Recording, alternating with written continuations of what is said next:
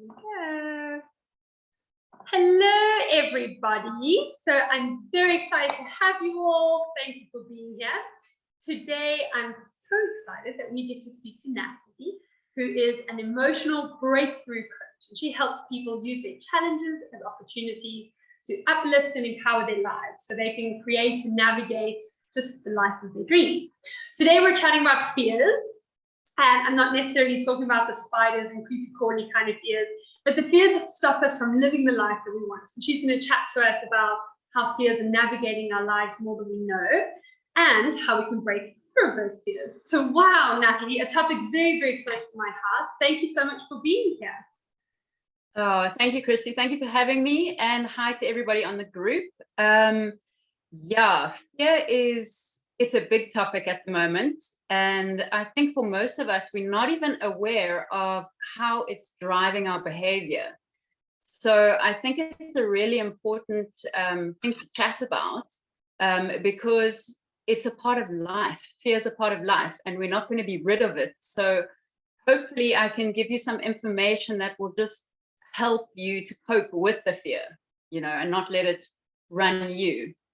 Awesome. I know you're going to give us a lot of value. So there's two questions that I ask every expert that comes on here. And the first one is, what's one thing that you wish that every mum could know? Okay, so in terms of fear, and this goes for moms and everybody, is fear is a liar. Okay, that's the first thing that I want people to know, is that it is not the truth. Okay. One other thing is it's very important to know that our minds as humans can't actually distinguish between real fear, so when there is an absolute need to be fearful, and an imagined fear. And it has the same response on the body.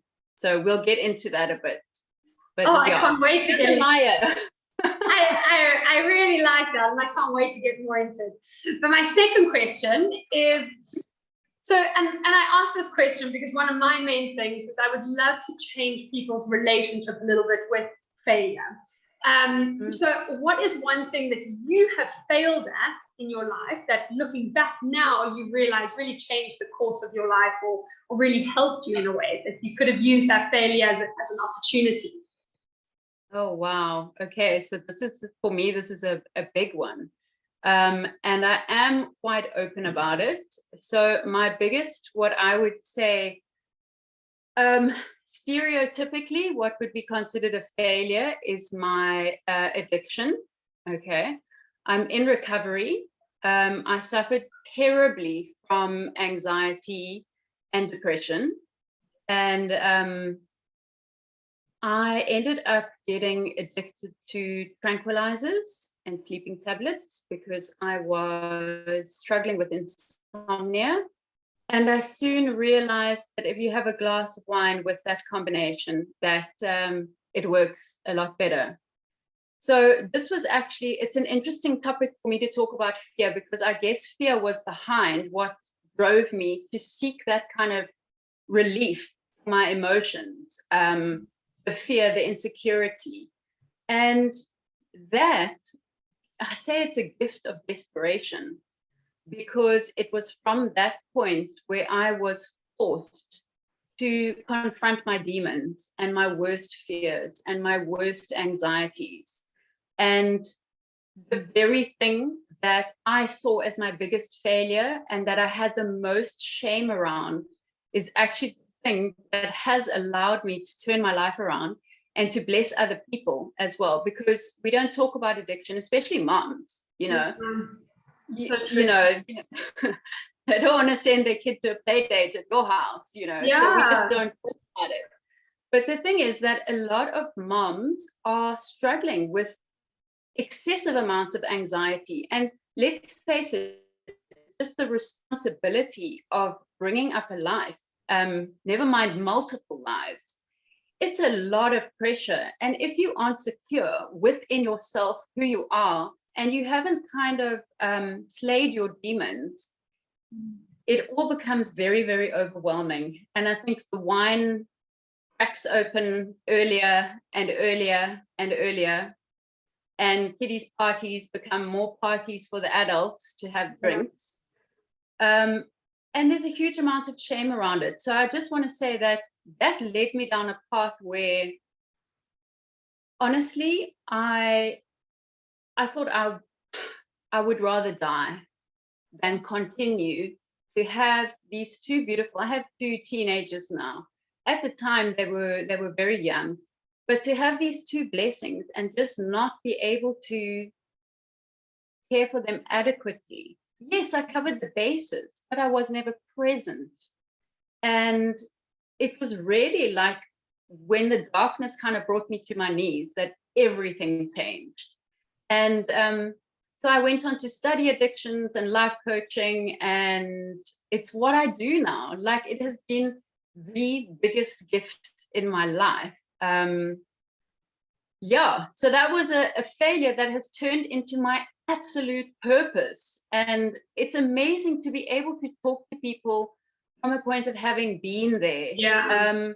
Because people will rather talk to someone who's been in the trenches and has got out than someone who's learned about the trenches in a textbook, I love that story. Thank you so much for being vulnerable with us and sharing that. That's why I always ask that question, because I think so many of us have been in that place where we're struggling and we feel like failures and we have so much guilt. And in the context of mums, it comes in mum guilt, and you just feel like a failure. And it's so often those things that we can grow and learn and use them as opportunities. And now seeing you who now help people deal with that same thing, that's incredible. So well done, and thank you. Thank you. Okay, so firstly, explain to us a little bit about fears, and I would love you then to elaborate on why you said that fear is a liar. I'm very interested in that. Okay, so the first thing about fear is, let me just like off the bat say, you can't be rid of it. Okay. You don't get rid of fear. The reason why I say that is because fear is hardwired into us. Okay. It is there for a reason. When we were cave people and a saber-toothed tiger stuck its head around the corner and peered into your cave, it was vital that you were fearful, and that your body would receive the messages that it needed to receive in order to take flight. Okay. So it is actually, fear is found in a section of our brain called the amygdala. It's a very, very primal, carnal, instinctual part of our brain, and it is there to stay. Okay, so fear shouldn't always be considered a bad thing. The glitch in the system for us who are not worried about saber-toothed tigers now is that amygdala, that place that is responsible for generating fear, cannot tell the difference between an actual fear and an imagined fear. Okay, so a fear that very often what we do is when we're scared of something, we think about it in a loop. We become obsessed with thinking about it. And the more we think about it, the more emotionally charged that fear becomes, the more real it becomes to us.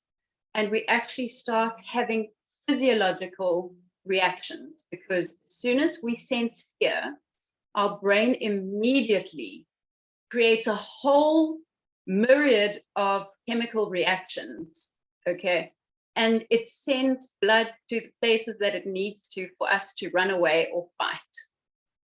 So you'll often find people who are aware or struggle with anxiety or panic attacks.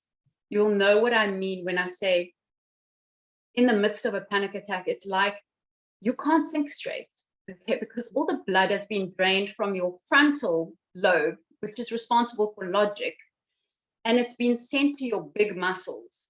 That's why our mouth gets dry.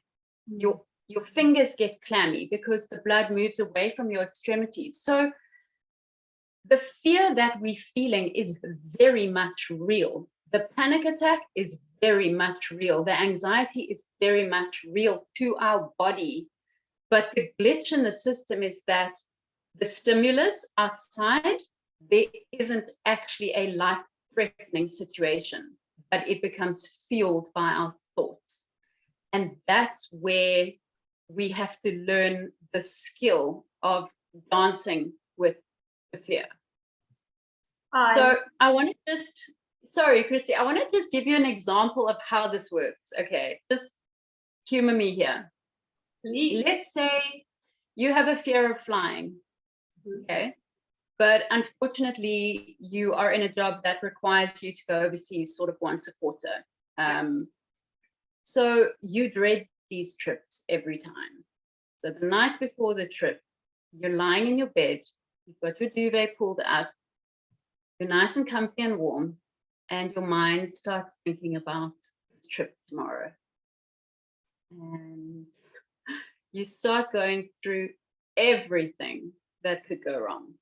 Okay, I've forgotten my ticket, I've got the wrong lock on my luggage, someone stuck something in my bag. What happens if they have the sniffer dogs there and I didn't put something in my bag, but the dogs found it, and then I'm going to end up in jail somewhere without my passport? What happens if the engine falls off the plane? What happens if the stairs don't come and I'm claustrophobic and I'm stuck in the plane? And anyway, we like, sure, it gets totally out of control, because every time we think about it, the emotions get bigger and bigger and bigger. So what happens in that moment? Even though you are lying in your bed at home under your warm duvet, snuggled up, you are now starting to feel the knot in your stomach. You want to get sick. Your mouth is dry. Your hands are clammy. You are instantly need glue. Yet, there's nothing in front of you. You're lying in your room. You're lying in your bed. And that's the power that fear has over us. So it is a very real experience to an imagined problem. Yeah. And isn't it true, I mean, that's it, isn't it true also that when we visualize things, and obviously we can use this positively, but also in this case, it's negative. So when we're overthinking these things, our brain doesn't actually know the difference between reality and something that's just in our mind. So even though it is just in our mind, your brain thinks that it's in that situation. So it starts all those biological, physiological processes of the pumping heart, the sweaty hands, the blood, the shallow breathing. Absolutely. And that's why, and I'm glad you mentioned it, that's why you can use this mechanism to your advantage by flipping the story. And this is why things like, this is the very reason why things like affirmations work and visualizing goals works, because in the same way, if you are affirming to your brain every day the same thing, I am beautiful, I am happy, I'm abundant, my life is so blessed. If those are the things that are going around your head daily, in the same way that the brain can't determine real fear, it also can't determine real awesomeness from not awesomeness. So it starts aligning itself as though those things are actually a reality. So one can use the mind. It's not that difficult to trick it into serving us rather than like us serving it, rather than master. Rather than controlling us. I love that. So guys, just a quick recap on that. So our fear has this evolutionary purpose, which obviously in caveman days was useful, but today it's not as useful anymore. And we have to do things and take control to kind of use these things, trick your brain, as Natalie says, and I love that, because that's what it is, to help our brain work for us. Awesome. And Natalie, tell us, are there some very common fears that mums have? I mean, obviously with our group, it's mostly mums. What are some common fears that mums specifically have that you deal with? I think the ones that come up the most often are fear of judgment. Like, that's a big one. That's because huge. Each mom, especially when you're a new mom, you don't really know what you're doing, and you're doing the best you can with what you know. And there's all sorts of people in the world, and some are really judgmental.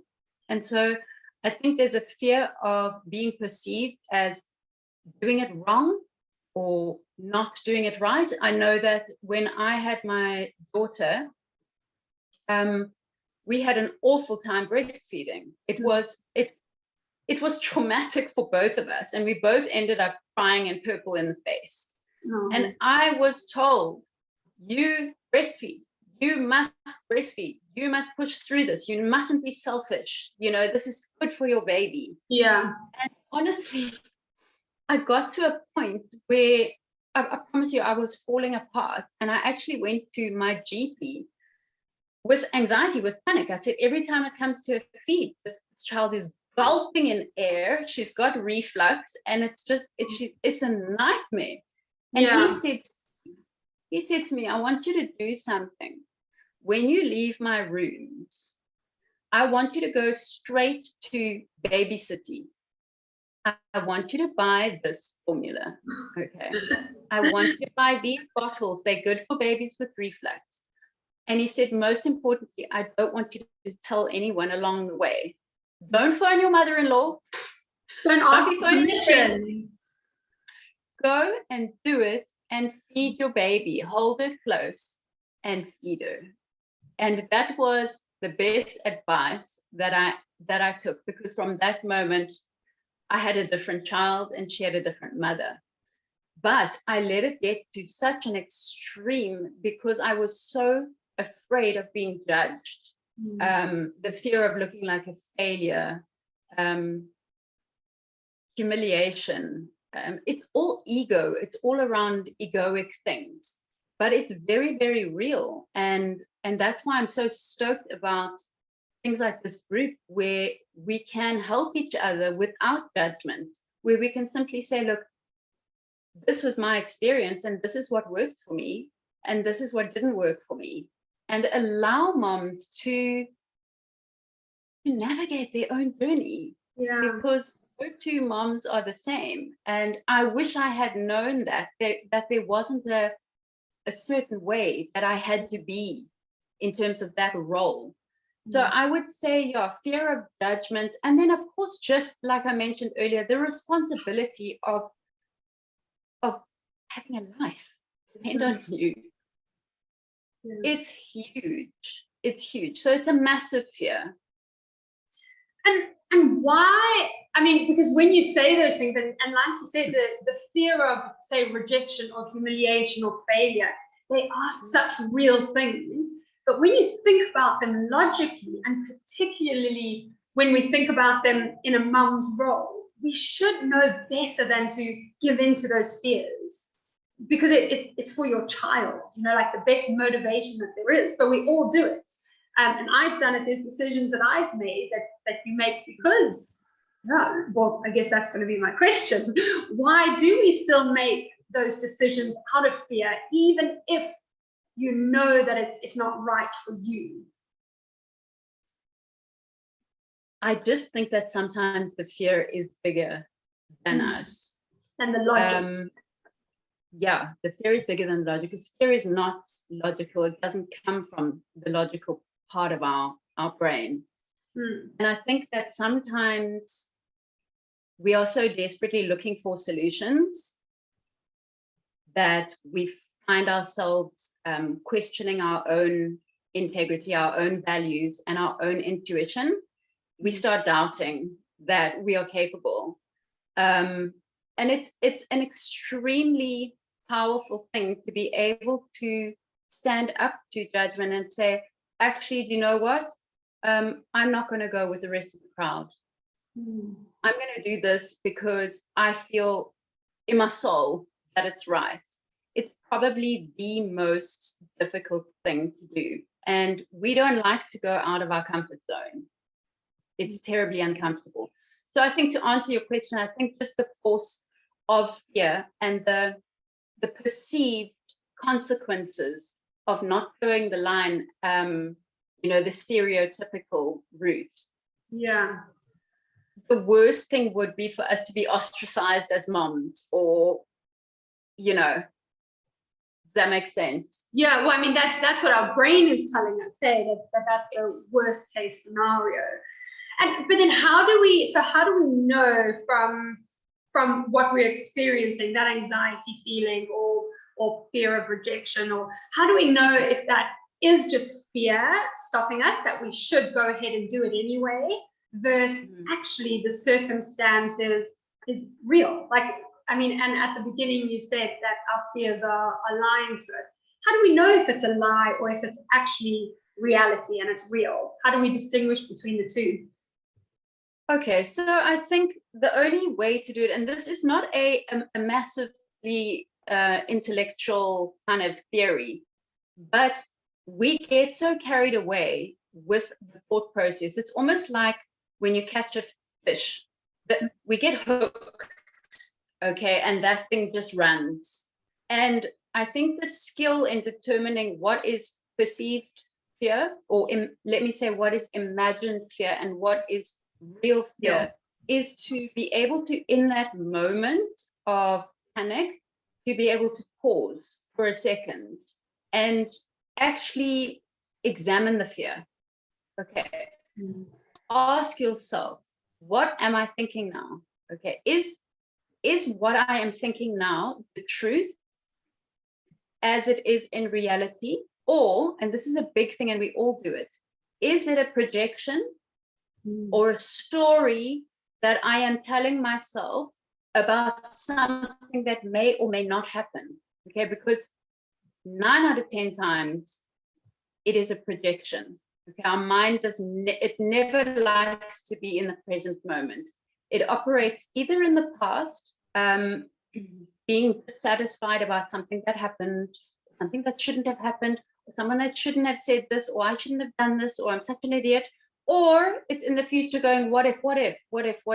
So I think the power that we have is the power of presence and the power of pause, just to arrest that process, to stop that fish from like running the line, and just say, what's the real situation? What is the reality here? And I think often what helps is to ask yourself, what is the worst case scenario? Okay, if you can become okay with the fear, this is how fear manages us, is that we're so terrified of it. Sometimes we have to ask ourselves, okay, I'm going to humor you, fear. Cool. If that happens, that scenario, what would I need to do? Think about it. Okay.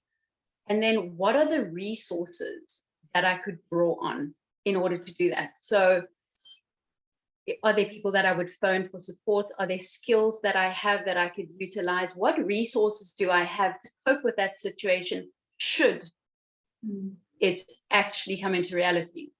The chances of it are minimal, but just knowing that if the worst case scenario were to happen, that you would be okay. It may not be great, that you will survive, and that you have resources, not just people around you, but internal resources that you can draw on in order to get through that. Sometimes fear is just after a reaction. So when you become okay with the worst case scenario, or accept it for what it is, very often the fear kind of just fizzles out, because it's there's not that energetic kind of craziness going on inside you. So I think pause, examine the fear. Is this real? Is there a saber-toothed tiger in front of me? Or am I storytelling about a whole lot of stuff that, let's face it, might actually never happen? And I love that, because I think also when you're in a situation, and like you mentioned, with fear, it's coming from that place in your brain, the amygdala. And as soon as you ask yourself any question about it, you're automatically activating your prefrontal cortex at the front, which Yes. is your logic, your thinking. So you're forcing yourself to change where your brain is active, and then you're Yes. more likely to use logic and realize there's no saber-tooth tiger. That's amazing. And then by doing that, can you actually stop your body's natural response to fear?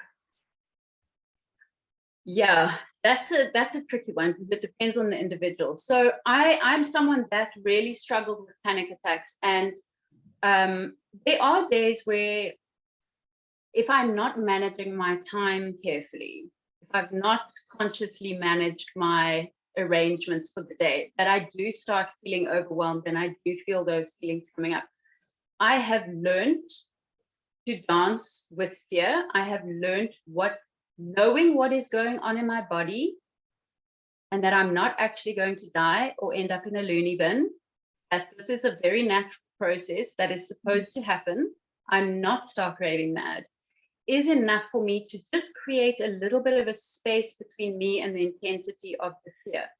But it is a skill, okay, that can be learned. So that's the thing. As someone who struggled with panic attacks, I am able to now divert it. Doesn't mean I'm now immune to anxiety. But it's something that you have to learn to do, and it's just repetition. We are creatures of habits. And when you practice something over and over, it starts becoming part of you. But yeah, I'm not trying to say that it's easy, because it isn't. When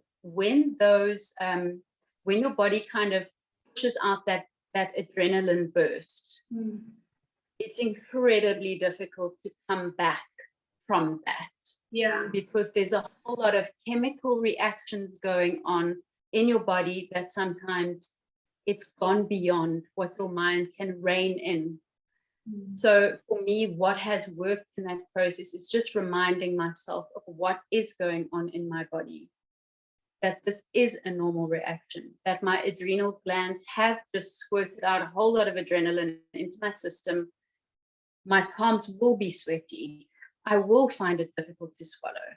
It's going to be okay. In 10, 15 minutes, I'm going to be okay. So it definitely is a skill to get, because fear is often in the driver's seat of our lives. And I guess the goal through repetition would be to have the fear in the back seat and you driving. And that's a bit of a dance. And in the beginning, you get it, I don't want to say wrong, but sometimes it just doesn't work, you know, and sometimes it does. And the more it does, the more skilled you become at it, like anything. Love that. So you're saying, yeah, bring awareness to those situations, really to how your body's feeling in those situations. And do you have any other tips for once you have kind of passed the point of no return? So when you are feeling those feelings, what else can mums do to kind of help them then not let that tumbleweed into the rest of their day or the rest of their week? Yeah, and that's a tricky one, because our schedules are usually so busy. But time out, just like kids need time out when they're overstimulated. And I'm not talking about the naughty corner. I'm talking about time out from stimulation. Yeah. If you can remove yourself from, because when we're in that state, we are highly stimulated.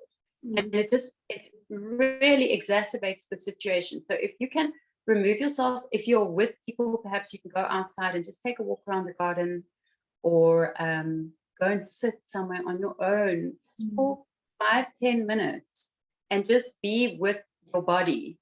That is something that really helps. Another tool that I use, which I can maybe post on the group at some stage, is frequency music. I don't know if you know about the music that plays at specific hertz, okay? And it is designed to induce various things. So you could have something that is calm inducing, or you could have something that is energy inducing. And so what I do is if I'm having one of those days where I find that I'm being really snappy and irritable, because that's how my anxiety manifests on the outside. I don't get nervous and freaked out. I get ugly. I get snappy. Okay. Then I know I've got to just remove myself from the situation. I go and sit with my earphones in 5-10 minutes. And I just am aware of my body. And I promise you, it's almost like hitting a reboot. So I can post some of those different frequency things online. I only discovered them about a year ago. And I promise you, I absolutely swear by them. Sometimes if I can't sleep, I'll put one in for sleep inducing. And it's like, I can only describe it as I feel as though my brain, for the first time during the day, has exhaled. Amazing. I would love you to post those. And something that I want to add there that I think is so important is that so often in our days as mums, we don't have these big chunks of time to ourselves. So very often we have 15 minutes here and 10 minutes there. And so often mums are using that time to go on social media. And I've spoken about it before, but and we see that as a break. But your brain, and like you said, we're so overstimulated just in our lives. And then you go on your phone, you're in a quiet place, maybe you're in your room by yourself and you're scrolling on your phone. That's more stimulation. And I would love to encourage everyone, Natalie, if you wouldn't mind after this in the comments, maybe posting some of those things. And having that as rather your relaxation tool, because social media and scrolling on your phone at all, it's not relaxation. Your brain is so overstimulated in those moments. So and I think that's a big part, that's a huge part of anxiety, is the overstimulation. There's only so much that we can deal with. And especially as moms, and I'm not excluding dads, but we are multitasking like anything. And sometimes to take that 10 minutes to put your device down, to switch your computer off and just be present is literally like a reboot. And I did this with my kids from a very young age because I know myself and I know my temperament and my triggers. And when I feel myself getting into that place where I'm getting snappy, and I used to do this every day when they came home from school. So, and I'm talking about from when they were, I suppose the littlest one was maybe 4 and 7, is that we come home from school, have lunch, have a chat, spend a bit of time together, and then everyone has quiet time. So it's 15 minutes where, unless you have caught something alight or you have broken a bone, you don't come knocking. It's just 15 minutes, and that has saved me so often, more times than I care to remember, because it's a complete reboot. And then I find that after that 10 minutes, I'm a nice mom again, and I'm super tolerant, and I can help you with your homework, and I can listen to the stories about the dinosaurs and the everything, the army guys against the dinosaurs, and I'm like, wow, that's amazing. Amazing. So giving yourself just permission to take that time and knowing that that's incredible for your kids as well, to be able to learn that skill. And do you have before we go, do you have any other amazing tips and tools or rituals that you adopt in your personal life or with your family as a whole? Because I think that's a really good one. Any other? I think solitude, as I said before, a time of solitude is really important. Also doing things when you are together, doing things that are of authentic nature instead of the whole family. So we've got, I'm in a blended family. So I've remarried. My husband has 2 teenagers and I have 2 teenagers. So 4 teenagers, 2 adults, 2 dogs. Tough. Often I find us all in the lounge together and everyone's on their phone. And then we wonder why we're all snappy with each other. So something that we do try and do when we're aware of this is to do something fun together. And it doesn't have to be for hours and hours, but just to connect with each other, maybe play a game. My teenagers love playing poker. So we have like play poker, and we have a family set. And I don't know, it just lightens the home, you know, and the energy. So I think, yeah, hiding behind our screens it's hugely anxiety provoking, but not only that, it's very divisive. Like, yeah, we're all in the lounge together, but we're totally not aware of each other. And there's an entirely different energy when we kind of come together and have conversations. And like I say, you can't keep teenagers, you know, it's not you. They're not going to play Monopoly for 3 hours. So it's just engaging them with something to kind of bring the family together and just lower that energy. The stress. Okay, and last piece of parting advice for any of the mums, and then we would also love to know where we can get more information about you and your work and where we can keep following you along. Okay, awesome. So yeah, I think the most important thing would be to examine your thoughts, okay, because what we think drives our behavior. It literally drives our behavior. So like I said earlier, a really good thing is just to examine your thoughts, ask yourself, what am I thinking right now? Is it the truth? Then is what I'm thinking right now, this whole scenario, this whole fabricated thing, is this going to serve and grow me in any way? By attaching to this, am I going to grow or be served in any way? And is it worthy? Because we all know as moms that your time and your energy are probably the most precious commodities that we have. Is attaching to this thought or the scenario worthy of my time and my energy? Or could it be better spent somewhere else? Yeah. That's a big thing. And I think it's just, I think the biggest thing is just to pause in that moment of chaos. Just pause and listen to yourself for a sec, instead of getting swept away with the drama and the chaos. Yeah. And then, just in terms of getting hold of me. So my business, I think it's on the bottom of my screen there, is my business is called Ignite Your Life. What I do is I'm a life coach. I work one-on-one with individuals through it's a program that I developed, and it is an 8-module series. And it's basically, if I can put it in a nutshell, it is unbecoming all the baggage that you have collected along the decades of being alive.